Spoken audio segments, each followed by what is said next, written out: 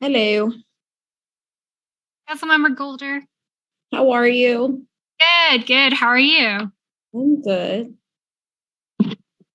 Don't mind me. The screens are really awkward. So I know. It's like a super bird's eye view. That's okay. It's like mine's not exactly like super flattering. So don't mind me either. Zoom is like on this side of the screen, so you get the side. That's why I hate Zoom. That's why I was trying to get it in person. I know, right? Bonnie emailed me. She said to follow up. So I understand now. Whatever. Fine. Perfect. I'm glad she was able to explain it to you.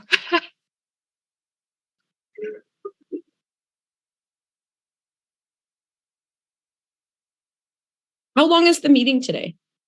Yeah, that's a good question. Just that one item, right? There are actually two items. So one is update from PD, and then I added the item to discuss future meetings. I figured that will be good too. Oh, good. Okay. Future.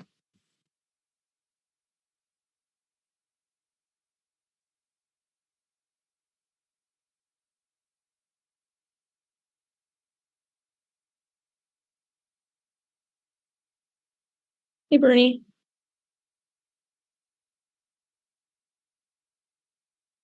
Where did I get a splinter?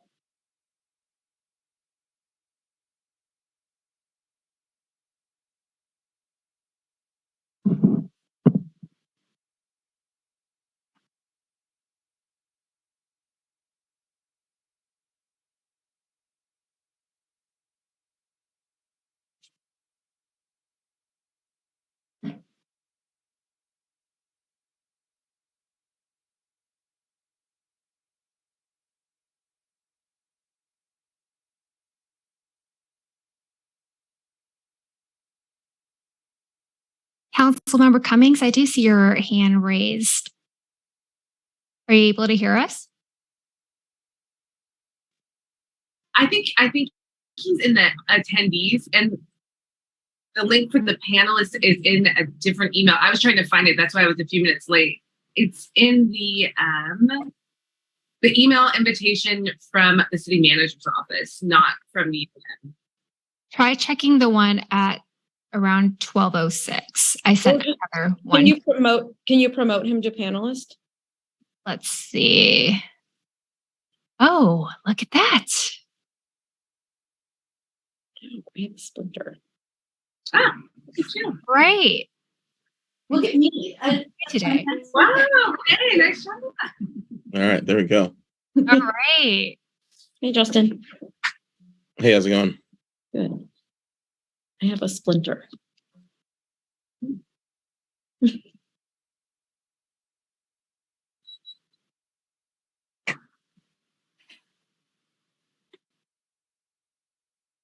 All right, Chair Watkins, whenever you're ready. Okie dokie. Let me pull up the agenda. Alrighty. Let's see. Okay, welcome to our Public Safety Committee meeting. I'd like to call the meeting to order. It is now 4:03 p.m. on Monday, September 26th, and I'll ask our City Manager Office Representative M to please take the roll. All righty. Let's see. Chair Watkins. Here. Commissioner Golder. Here. And Commissioner Cummings. Here. And before we get started, M, I was calling you M. Is that okay to call you? How do you prefer? Absolutely. You guys are welcome to call me M. Okay. I just wanted to confirm that was okay. Thank you. Yeah. Okay, our next agenda item is oral communications, and I'll go ahead and look to our audience to see if there's any member of the community who would like to address the Public Safety Committee meeting here at this time for oral communications. And if you are interested in addressing us, please raise your hand on the Zoom feature or by pressing *9. I'm not seeing a hand raised, so we'll just continue on to our general business, which is the first item on general business is our summary report, use of force, citizen complaints and staffing from January to September 2022. And at this time, we'll receive the department's summary report and provide direction as needed. And I see we have our Chief of Police and our Chief of Fire here, and I'll hand it over to you, Chief Escalante. Oh, just a second, Chair Watkins. Before we do that, we do have the minutes for approval. Oh, I skipped the minutes. Thank you so much. Okay, I appreciate that. I don't know why I just jumped right into the general business. So we'll go back and we'll do the minutes of our March 23rd, 2022 Public Safety Committee meeting, and I'll look for a motion to approve the minutes unless there's any discussion. Councilmember Golder. I'll move to approve the minutes from March. I'll second. Wonderful. Thank you. So we have a motion by Councilmember Golder, seconded by Councilmember Cummings. At this point, I'll go ahead and ask if we're all in favor. Please say aye. Aye. Aye. And there's nobody else, so we have no opposed. That passes unanimously. Thank you. Okay, and now we'll go into our general business. Thanks, Em. And I'll hand it over to you, Bernie, for our first item on the summary report. Okay, can you guys hear me? Yes. Okay, I'm having a problem with my audio here, so my speakers aren't working, so let me know and I'll switch over to my cell phone or something. Okay, well, hi, Chair Watkins and Councilmember Cummings and Councilmember Golder. We are wanting to present to you some numbers from January 1st, 2022 to basically year to date on some information around staffing, use of force, and some of the complaints that we've processed up to this point. So that's what the numbers said we're going to present to you today. Next slide. So as I just mentioned, use of force data, there's going to be some resisting arrest information, a recruitment update, and our internal affairs, our professional standards unit work that's been done up to this point. Next slide. So in the packet, I noticed I mistakenly updated this slide, but I think I mistakenly did not update the information that I sent to M. You'll notice in 2022, I made a decision to capture slightly different information that we've captured historically. In the last few years, we have captured information around use of force that only included what we were referring to as injuring force. I felt like that became a little bit complicated because sometimes people, as a result of the force used, need to go to Dominican Hospital for treatment. And other times they are just not accepted into the county jail and need clearance based off of the medical staff's requirements at the jail. So I felt like it was really kind of hard to capture the information accurately. So what I've decided to do moving forward is to capture all uses of force, no matter whether there's somebody that's injured in the incident or not. So this data you will see, such as the third line down, taser display, that is typically or has not typically been captured. So that's why that information is new for all of you to see. For year 2022, year to date, 0 for OC spray. We've used the taser 9 times. Taser displays 23. Baton was 0. Canine was 1. The carotid control hold was something that we used to capture historically. But as most of you probably know, that was banned in our policy. We no longer allow that, but we felt like we would just keep that up there for now. But that's why it doesn't apply to us anymore. Certainly, if we used it, we would capture it, and obviously there'd be an internal investigation around that. But there's no data around that. Firearm is 0. Physical use of force is 23. And the kinetic energy, which is our 40 millimeter less than lethal device, was 5. One of the things we're looking back at this historically, I'd like to point out in 2020 under physical use of force, we were researching why that was only 1. I believe in past presentations that was probably a typo. It's actually 18. But we just left it the way it's been at this point instead of changing the information that all of you and probably the public also has. So, but the true number there should have been 18 back in 2020. Next slide. So we're also capturing the number of resisting arrest incidents. This involves not only either just 148 of the Penal Code or 243B of the Penal Code. 243B is the actual physical assault or battery on an officer.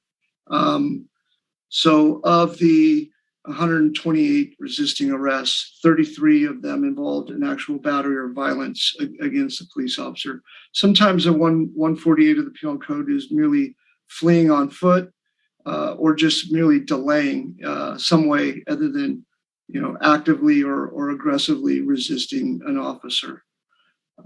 Next slide. So a quick staffing update. These numbers are always fluid. I feel like every day they change. It only takes one incident for an officer to go down injured or somebody in the academy to not pass or somebody in the field training program to not be successful. So as of the time we filled out these numbers, this is where we are looking. I will say that there has been a ton of work that's been put into getting our staffing back up to where it needs to be. We were significantly lower than this. And I also will say that I'm very optimistic that we are projecting in a good direction. Having said that, there's always a lot of variables that sometimes negatively affect my optimism. But as of right now, this is where we stand with the 94 sworn budgeted positions.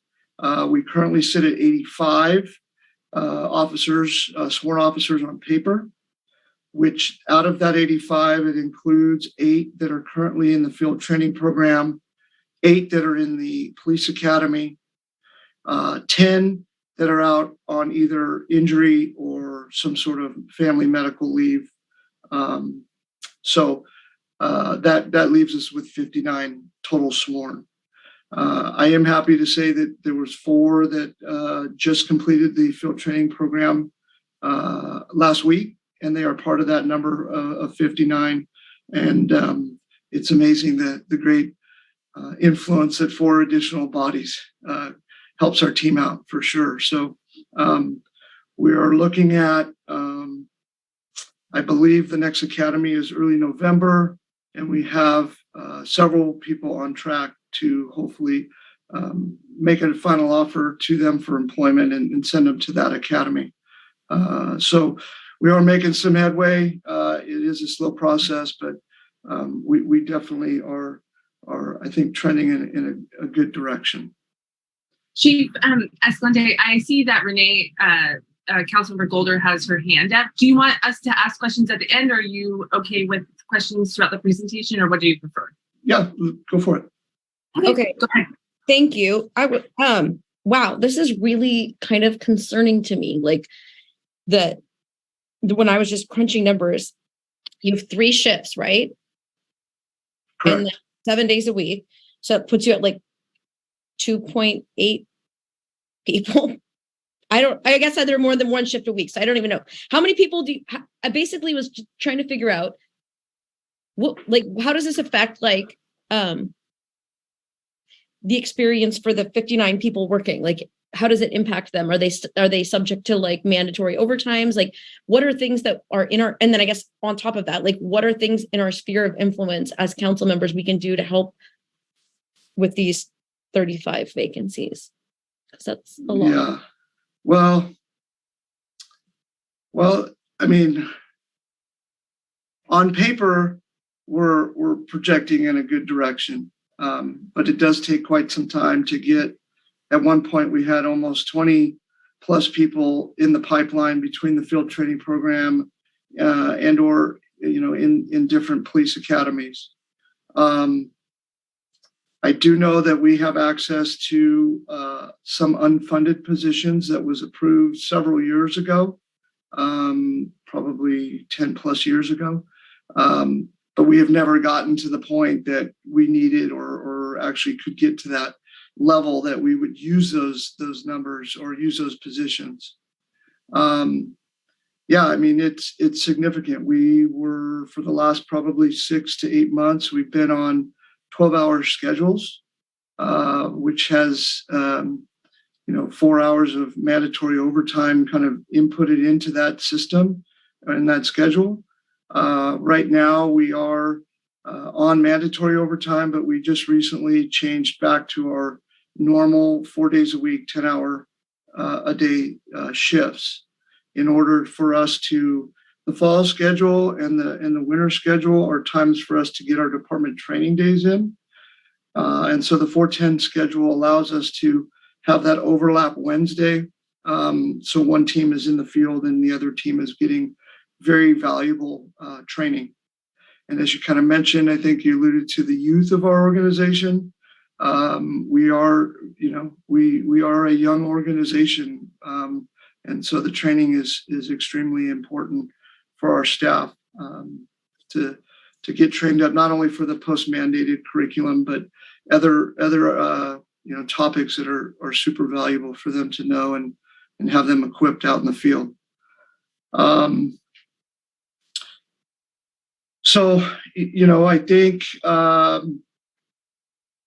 obviously hiring police officers these days is extremely difficult.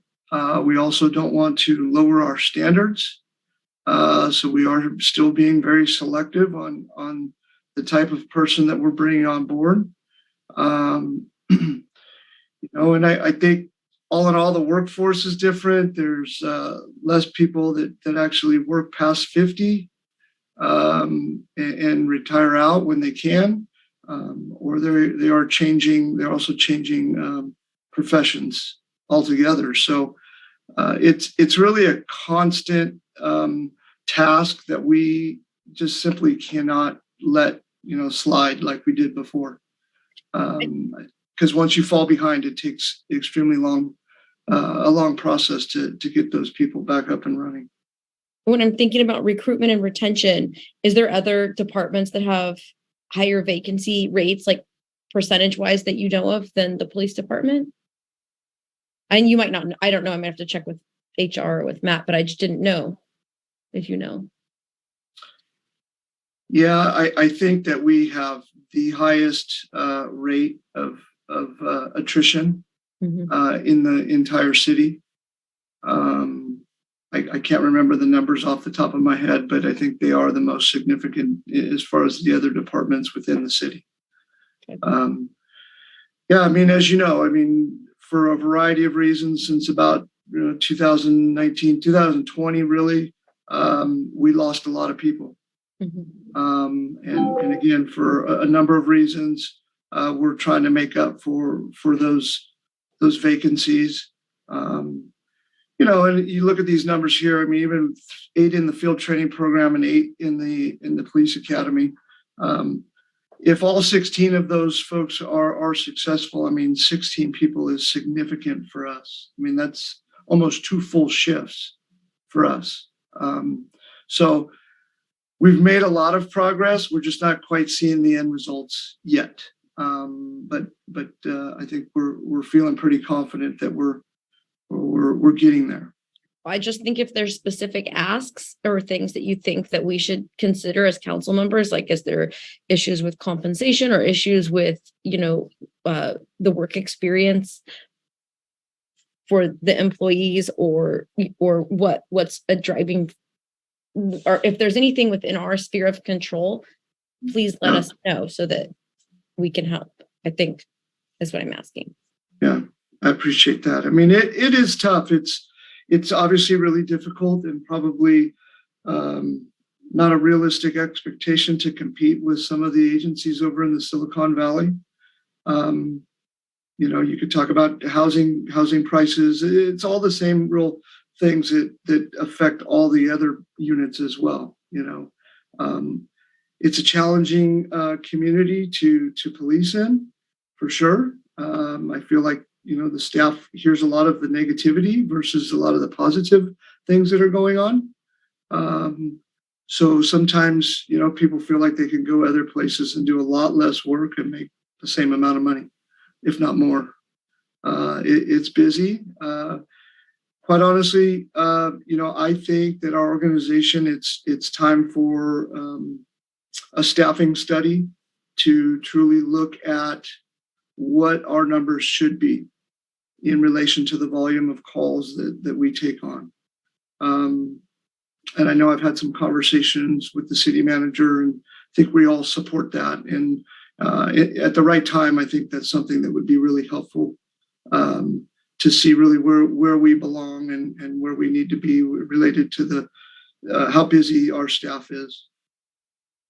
One suggestion I have also for consideration or exploration is to talk with our water director, Rosemary Renard, who's worked with our career technical education program at the county office, really looking at building out career pathways and building our own locally and really strategizing with some of the kind of the transitions to the workforce. And so if we're thinking about other strategies that might be in place to look at that could potentially help meet this need, that could be one just in-house that you guys can explore also.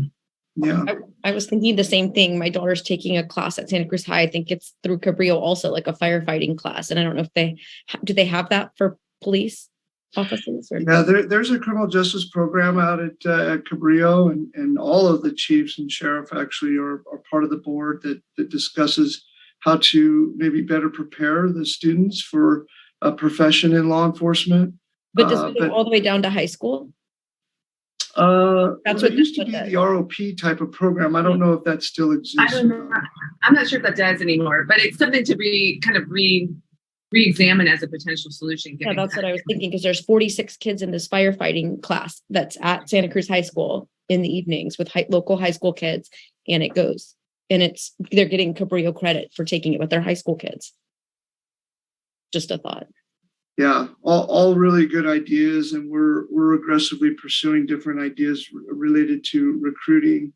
You probably have seen and heard on the radio, there's a lot more advertisements out there for people looking for police officers, all the way up to Alameda, Contra Costa counties to Salinas and everything in between. So everybody is kind of digging and searching for the best, recruitment tools.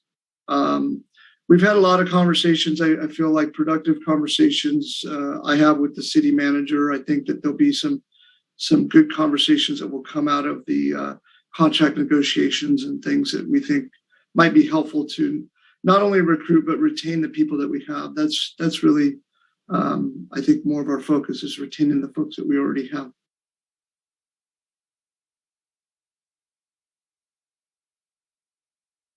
Any other questions?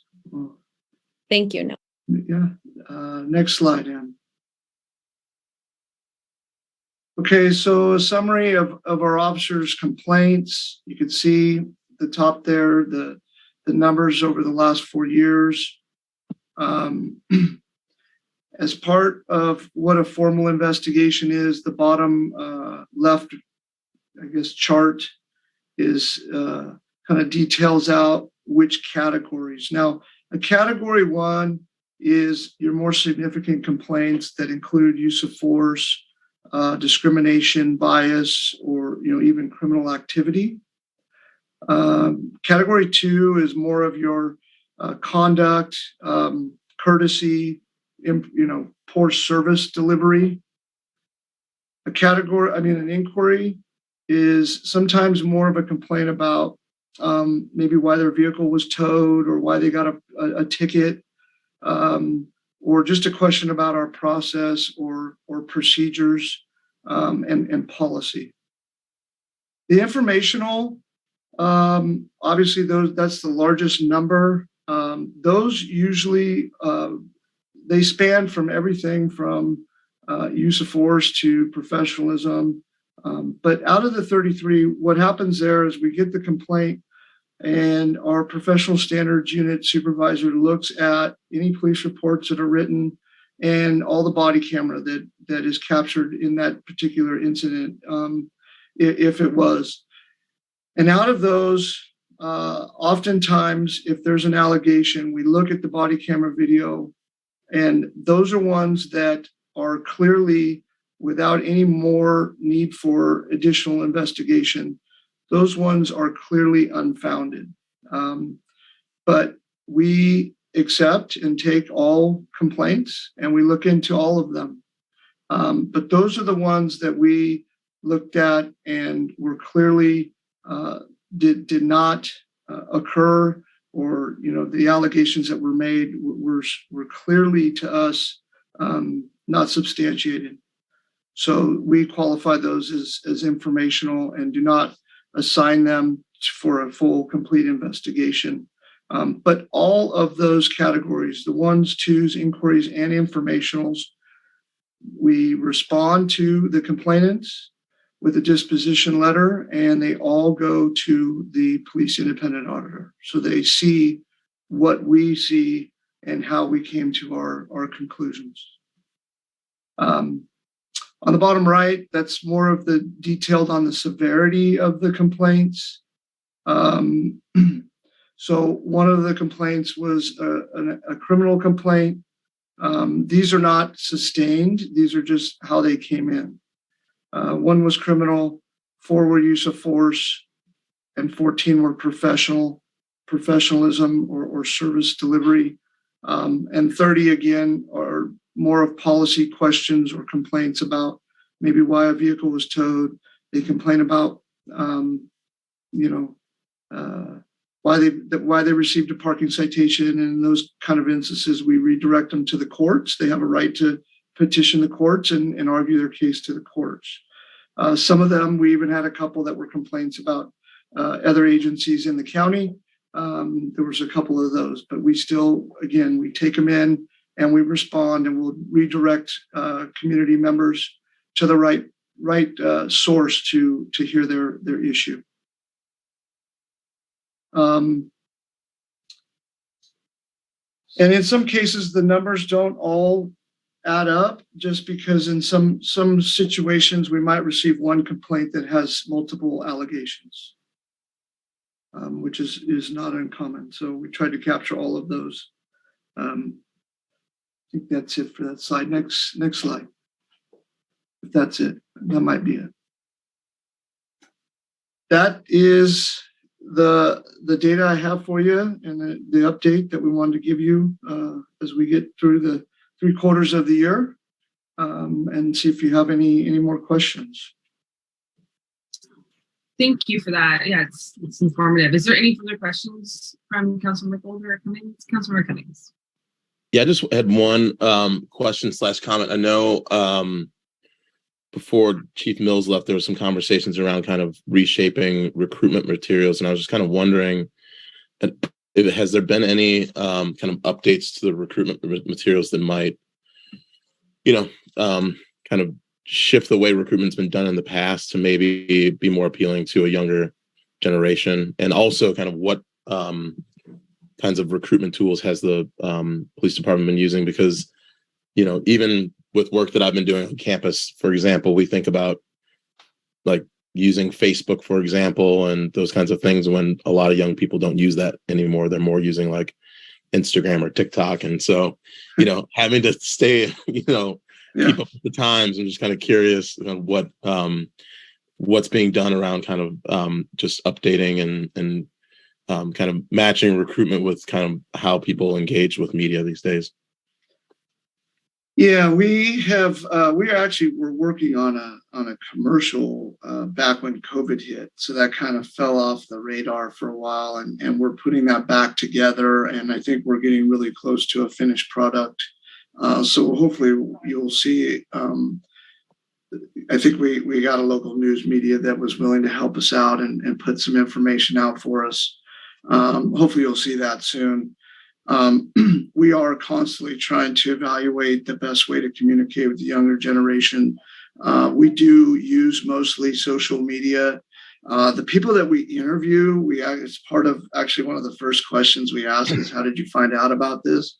And 9 times out of 10, it's on governmentjobs.com.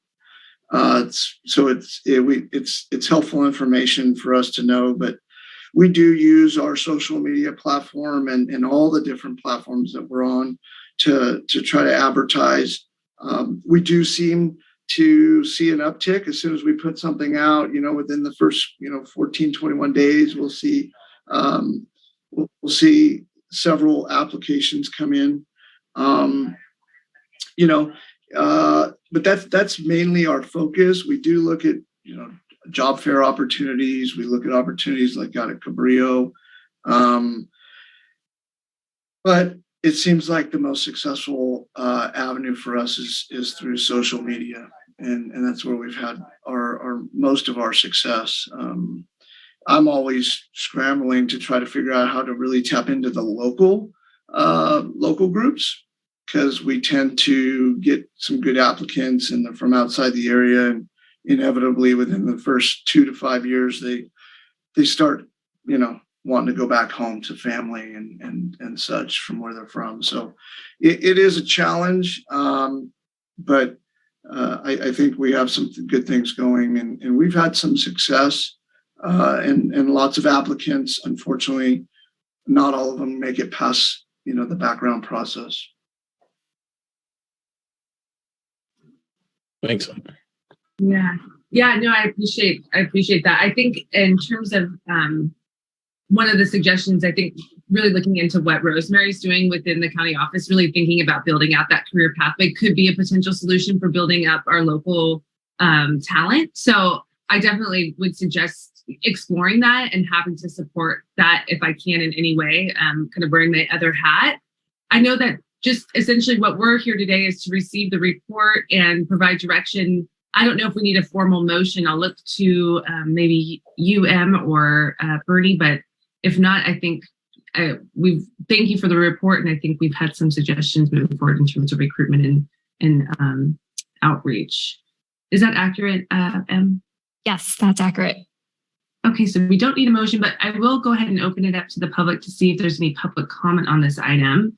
If you're interested in commenting on the item, please raise your hand and we'll go ahead and hear your voice and perspective for 3 minutes. And if not, no problem. I'm not seeing any hands raised, so we'll go ahead and move forward then to the next item. And the next item is our future meeting dates to review, discuss, and approve a new recurring meeting date and time. And I think this is over to you, Em. All right. Thanks, Chair Watkins. So today we're bringing up this item in hopes that for the commission to review, discuss, and approve a new recurring meeting date and time.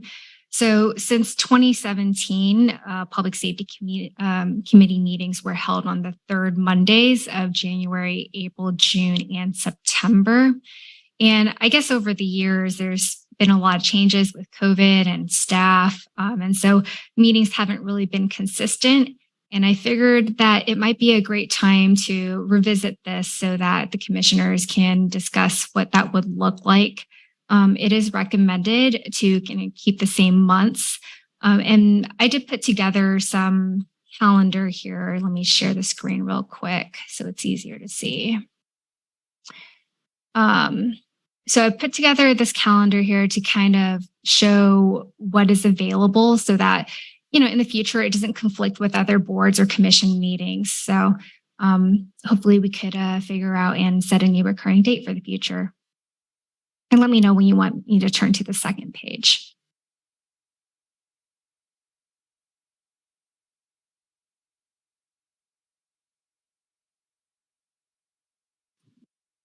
You can go ahead and turn unless others want to look at this one longer.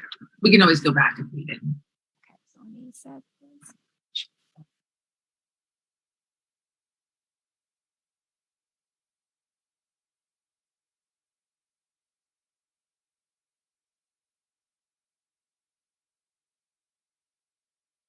Are you suggesting January, April, June, September? Is that what you're Correct. So the same months, from when I gathered all the boards and commission, I put it all together here so that you guys could visually see what it looks like. It looks like most of the third and the fourth week is open. As you can see, we took out the Tuesdays because that could be a city council meeting or a special meeting. So that's a hold, hence to why these are X'd out. So if you choose the third meeting, it will be available on the third Thursdays or the Fridays. And then if it's on the 4th, it looks like the 4th Mondays or Wednesdays or Fridays. Thursday is also open, just that the downtown commission meets at 8:30 in the morning. So really is to kind of establish which week and then the day of the week. So I think I'm fine to help establish these days and times, but I just want to be realistic that both Councilmember Cummings and I might not be here next year, right? Like, so I just want to be mindful that this committee might look like different people. But I also know that I think the three of us at least felt strongly that we probably should meet more often. There's a lot of public safety issues, and I feel like we've kind of not covered as much as I wanted to cover this year. I know Councilmember Cummings and I made a list at when did we do that? January? We did it a while ago, and then we sent out, and I know we've had to cancel meetings because of different things, but I just think there's so many things that I wanted to discuss. And this is one way where we as 3 council members can bring things up to council meetings. And I just feel strongly like it should meet more than 4 times a year. And if the meeting's shorter than it has to be, then fine. But I don't know that. And so if we have to say that's my 2 cents, and I'll leave it there. I think to my knowledge, so right now there are 4 standing meetings. In the past, I know that for commissioners, if additional meetings are needed, commissioners could definitely request for those. And I think that that's been consistent over the years. I'm not sure if that's what the commissioners want to keep. Yeah, I recall the same, and I think I agree to Councilor Golder's point around the challenges with this committee, and knowing that there's just been a lot of also turnover at the city manager's office level, which made it really hard, I think, for some of the scheduling. I also really like the idea of having for the community really consistent meeting dates that we know and they know are going to be happening. And to Councilor Golder's point, it'd be great to meet more often. And I think we can still reserve that option if needed and call special meetings potentially as needed. But having at least these dates set, I think is actually a really, really good thing. In terms of just consistency, ideally. I don't know. Councilmember Cummings, what are your thoughts? I agree with what Councilmember Golder was saying, because, I think there's a lot of issues that have been coming up around public safety and, wanting to be responsive to those issues. And also, being able to make recommendations on policy. I think that, being able to meet more frequently and then potentially cancel meetings, I think might be a little bit better than just having 4 meetings per year. And I thought that when at the beginning of this year, we kind of went over this again, and I thought that we had created a schedule with more frequent meetings, and then I don't know what happened with that. It kind of fell apart. I mean, the meetings themselves, we ended up having to postpone a number of them, but I thought we had already kind of discussed this topic and agreed on meeting more frequently. And so I remember I could answer that. So Commissioner Cummings, to my understanding from the last staff, the standing meetings were still the same. What was discussed were additional meetings that were just put on hold on the calendar. And I think what happened was that it caused confusion. But those were kind of like the additional requested meetings. But the standing meetings have always stayed the same. Could one solution be to have the standing meetings set and then have at January, when the new commission or the new counselors are seated on this advisory commission, at that time establish whether or not they want to add additional meetings? I mean, maybe that's a suggestion in terms of moving forward, knowing that there could be changes. Okay. How do you feel about that? I was going to just finish up a couple comments. I was just kind of doing some rough kind of looking at dates on calendars. And if we started with January every other month, that would have us meet January, March, May. We'd skip June and July, August and October, and maybe that could help. I think it would add 2 more meetings, and maybe that could help provide more opportunities to meet. And then I guess the other recommendation I was going to make is that I feel like Wednesdays, the kind of fourth Wednesday of the month, is kind of a time when there's really not a whole lot going on in terms of conflict with other commissions like LAFCO or AMBAG or some of the other commissions that meet. So maybe that could be a in terms of like the day and time, Wednesdays, maybe 4:00. I don't know, but those are just some suggestions. But I'm happy to explore whatever we kind of want to land on. I'm inclined to agree with what Councilmember Cummings said, is that I think having 6 on the calendar would make me and I think the community feel better moving forward. I've just been walking door to door, and the biggest concern I hear is public safety. So, I mean, we haven't even, I'm looking at the list that we made, and I don't think we've covered really any of it. Mm-hmm. This year, and I'm disappointed. I wish we could do more. Mm-hmm. I'm comfortable with the 6 meetings, I think, and then knowing that I think what I'm hopeful is that hopefully one will have M around for a while. Two will have consistent staffing, which I think has been my experience with the challenges this past year. Is I think there's been 2 or 3 who've maybe transitioned at the city manager's office from this title and duty. And then if the 6 meetings are on the books, then that hopefully we'll have content and meaningful content and discussion to happen at those meetings. And then also just community will be aware that these are occurring, as opposed to what I think has been happening and what I think you're experiencing, Em, which is like, oh, we haven't had it, and then it was hold, and then it was canceled, and so on. So anyways, I'm comfortable with that. I see we have our Chief Escalante with his hand raised. Go ahead, Chief, please weigh in here. Yeah, forgive me if I'm out of place here, but I also remember there was some conversation about really establishing what the commission's goals or objectives were. Because I do remember the list that Councilmember Golder is referring to. And I remember I had some conversation about like some of those things are really deep into the weeds, and some things are a little bit higher level policy sort of stuff. So obviously it's up to you, but it might be a conversation, Em, when we get to the new calendar year and see the final 3 council members that are part of this commission, that they really discuss what they're trying to achieve out of it, and what the goals and objectives are for this particular commission related to all the different concerns, I guess, around public safety. Yeah, thank you. Councilmember Cummings, did you have more you wanted to add? I wanted to follow up on that, Bernie, because I'm wondering,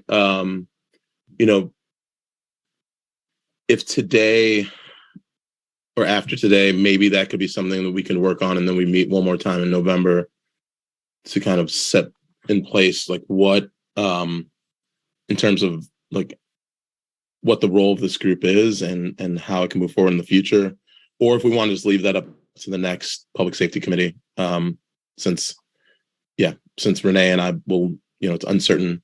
Well, I won't be here next year, and then Renee might be back, but we do have some time to kind of work through that potentially, and really kind of talking about like what is the role of the public safety committee and how policies can be addressed. But I'm just kind of building off what you were saying, Bernie, and since we do have some time, do we want to meet again, or would this be the last meeting of the public safety committee for this year?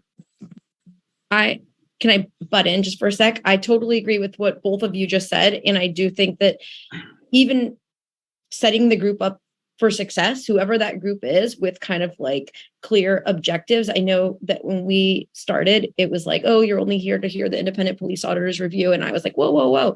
Like there's all these other committees, and I'm, not, they get to bring policy forward and get to do, important work. And I think if anything, this is a really important committee, very important, and it impacts all the other like city business.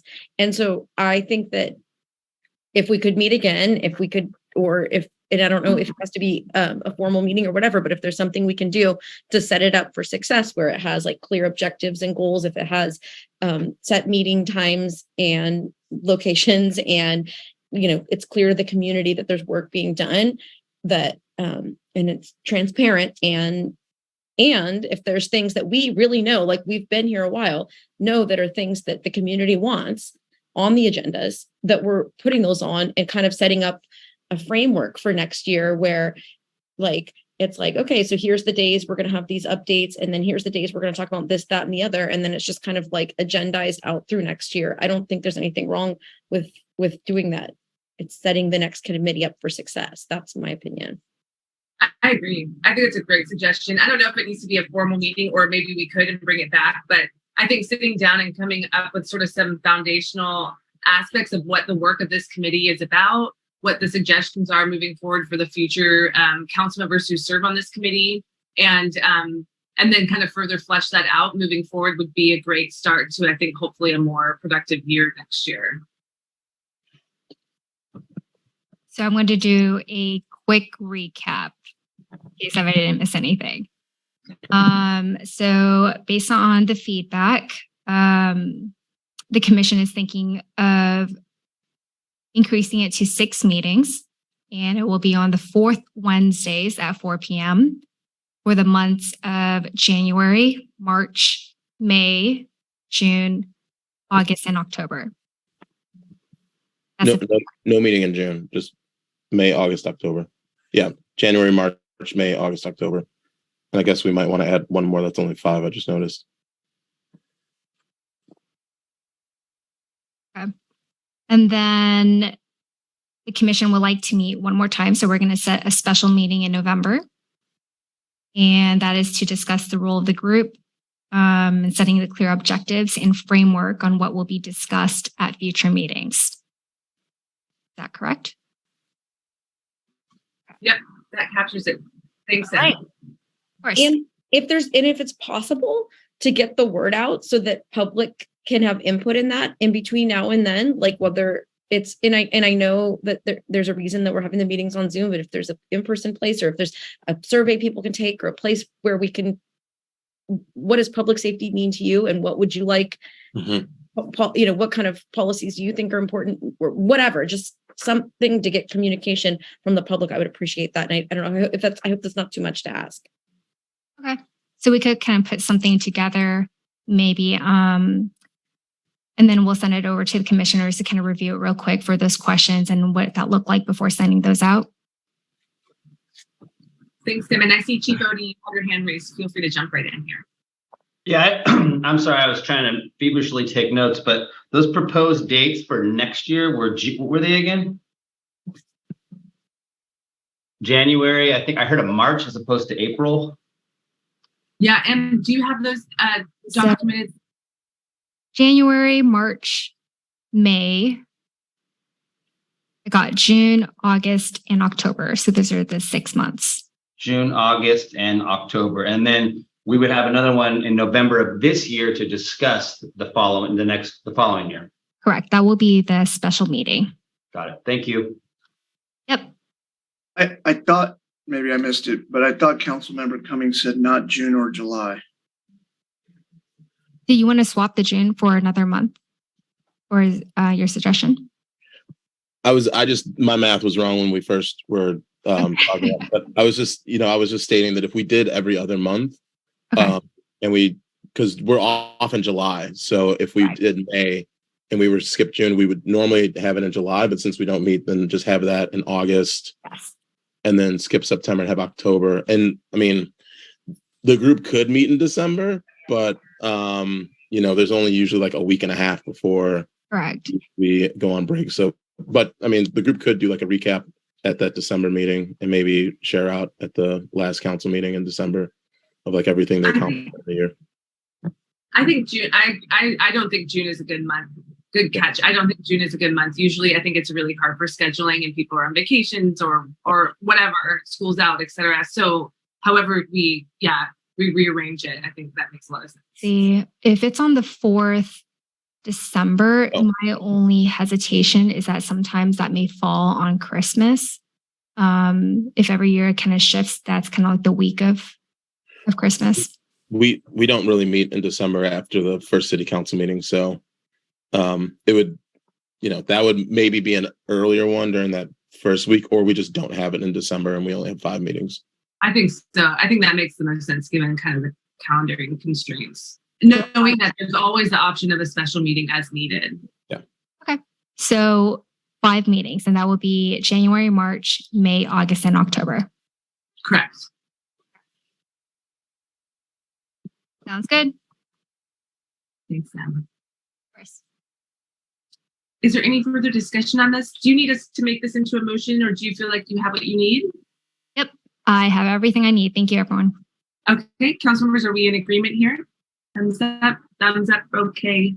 I just have Staff, one. Go ahead. I just had one question.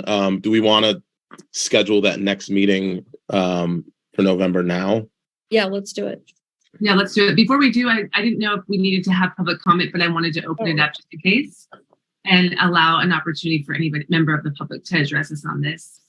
You're welcome to raise your hand if yes. If not, no problem. You could do that on your Zoom feature, or you could do it by pressing *9. And I don't see any hands. So we'll come back and we'll have our calendars. Let's pull them out. Let's see what we got for November. Let me try to pull a calendar for November. We could do the 28th or the 30th if you want to switch to the Wednesday. 30th is open for me. Okay. I can do either one. 30th. Yeah, the 30th works for me as well. Right. I will set that for 4 p.m. Thank you. Thank you, everybody. And then I guess Thank between now and then, if maybe we can have some back and forth on like language that we could bring forward that we could all weigh in on. And then that way, when it comes to the meeting, if we're all settled on what that is, we can just vote on it and move it forward and provide input between now and then. Okay. That sounds good. Thank you. Unless there's any further discussion on this, we are now on information items. So is there any information items to be shared at this agenda today? I don't see any. Okay, seeing none. That concludes our agenda for our public safety meeting, unless there's anything else for the good of the order. No. All right. Thank you so much for your time and for your discussion today. Really appreciate the report also, Chief. And we'll see you in November, the last day of November. All right. Thanks, guys. Everyone. Thanks. Bye. Thank you so much. Okay. This meeting's adjourned.